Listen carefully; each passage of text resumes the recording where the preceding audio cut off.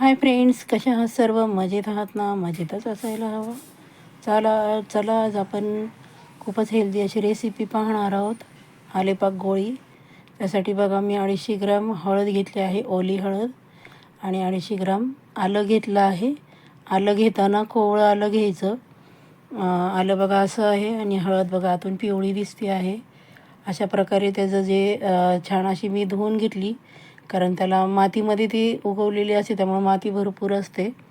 पाण्यामध्ये ठेवायचं म्हणजे त्याची माती सगळी निघून जाते. नंतर कोरड्या फडक्याने पुसून घ्यायचं आणि चाकूच्या साहाय्याने असं त्याचं वरचं साल काढून घ्यायचं. तुम्ही जर साल काढायच्या ह्यानी जर त्याचं काढलं, साल काढलं, बटाट्याचं साल काढायचं, तर हळद अशी ती वाया जाते. मग अशा प्रकारे चाकूनी काढून घ्यायचं आहे. त्याची पूर्ण साल खूपच औषधी आहे. बघा, आलेपाक तुम्ही खाल्ला असेल, कारण आम्ही लहानपणी बसमध्ये तर आलेपाकची वडी खूप म्हणजे हौशेने घ्यायचो.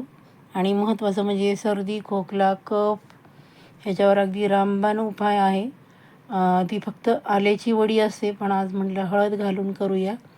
ओली हळद शिल्लक होती, म्हटलं छान असं आपल्या घरामध्ये आता सध्या वातावरणामध्ये सारखा बदल होतो आहे, मग त्यासाठी छान असं गोळी बनवून ठेवूया. वडीचा माझा व्हिडिओ आहे, आलेपाकची वडी म्हणजे आल्याची वडी मी साखरेची बनवली आहे.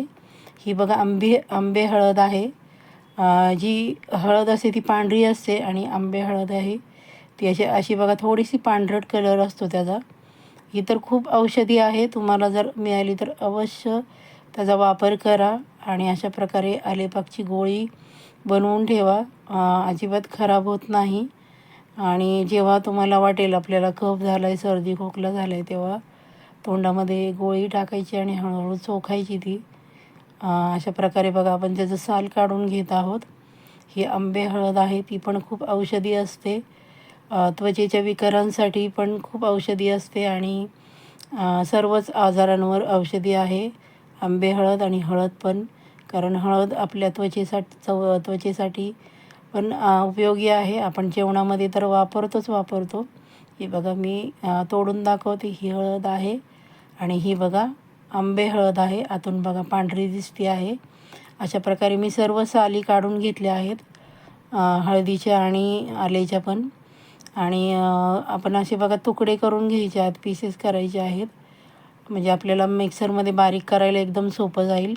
एकाचे 2 भाग करायचे आणि अशा प्रकारे आपण हळदीचे पीसेस करून घ्यायचे आहेत. आणि आलं घेताना एकदम कोवळं आलं घ्यायचं, कारण जर आलं घेतलं म्हणजे पूर्ण हे झालेलं, तर त्यामध्ये धागे तर असतात, पण ते आलं जरा तिखट पण लागतं, म्हणजे जरा खाताना पण आपलं ते खायला जाणार नाही. आणि कट करताना बघा असे त्याचं 2 भाग करायचे आणि पुन्हा त्याचे छोटे छोटे पीसेस करायचे, म्हणजे जरी त्यामध्ये धागे असतील तर ते त्याचे तुकडे होतात. तुम्ही जरी मिक्सरला केलं तरी तुम्ही जर असे आडवं केले नाही काप, तर ते त्यातले धागे तसेच राहतात. पण तुम्ही जर असे पीसेस कट करून घेतले तर त्याचे धागे पण कट केले जातील. हे बघा अशा प्रकारे मी सर्व आलं आणि हळद आहे त्याचे अशा प्रकारे पीसेस करून घेतले आहे छोटे छोटे. त्यानंतर मिक्सरच्या भांड्यामध्ये दोन्ही एकत्र करून आपण ते फिरवून घेणार आहोत. पाण्याचं प्रमाण शक्यतो कमी वापरा. पण कसं जरी पाणी वापरलं तरी पण तुम्ही शिजवताना जरा जास्त वेळ लागतो त्याला. हे बघा अशा प्रकारे मी अगोदर हळद आणि आलं फिरवून घेतलं आहे.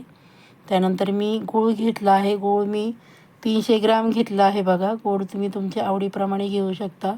हा माझा सेंद्रिय गूळ आहे, त्यामुळं तो अगदी सहजरित्या तोडला जातो आणि सेंद्रिय गूळ औषधी आहे.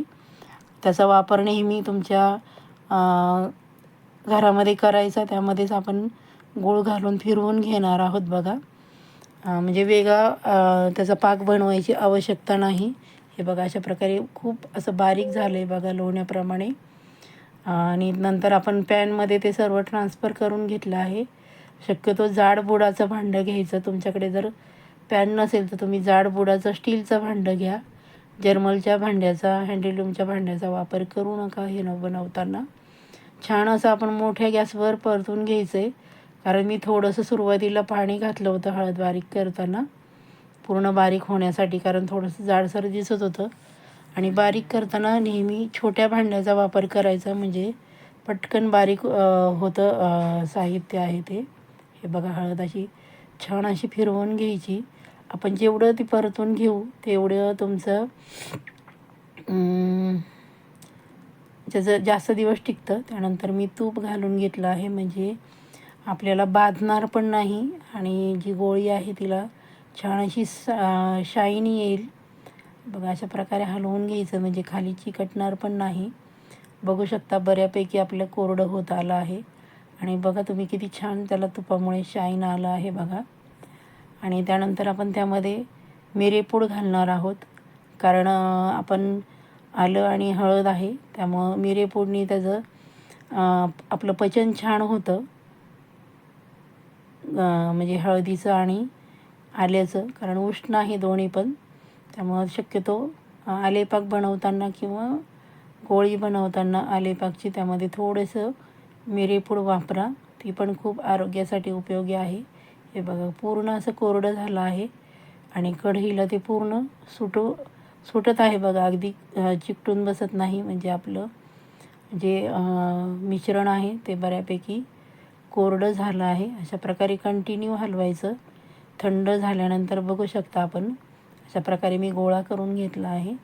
आणि तुम्हाला जेवढी छोटी मोठी हवी आहे त्या आकाराचे तुम्ही त्याचे गोळे बनवून घ्यायचे आहेत. हे बघा, मी असं बनवलं आहे आणि ते तुम्ही स्टोअर करून ठेवू शकता. फ्रीजमध्ये नाही ठेवलं तरी चालेल, कारण आपण ते परतताना छान परतून घेतलं आहे आणि आपण तुपाचा पण वापर केला आहे. बघा, पूर्ण खूपच अगदी औषधी आहे. चॅनलला अजूनही आपण सबस्क्राईब केलं नसेल तर पटकन सबस्क्राईब करून घ्या. शेजारचं जे बेल आयकन आहे ते प्रेस करायला अजिबात विसरायचं नाही. आणि सर्वांना एक नम्र निवेदन आहे की माझा व्हिडिओ आपण कुठून पाहता ती कमेंट करायची आहे, म्हणजे तुमचे आभार मानायला मला सोपं जाईल आणि मला कळेल पण माझा व्हिडिओ कुठून बघता. अशा प्रकारे आपण छान अशी हेल्दी आलेपाक आणि हळदीची गोळी बनवली आहे मैत्रिणींनो. चला तर मग पटकन एक लाईक करा, हाईप करा, शेअर करा. व्हिडिओ शेवटपर्यंत पाहिल्याबद्दल सर्वांचे धन्यवाद.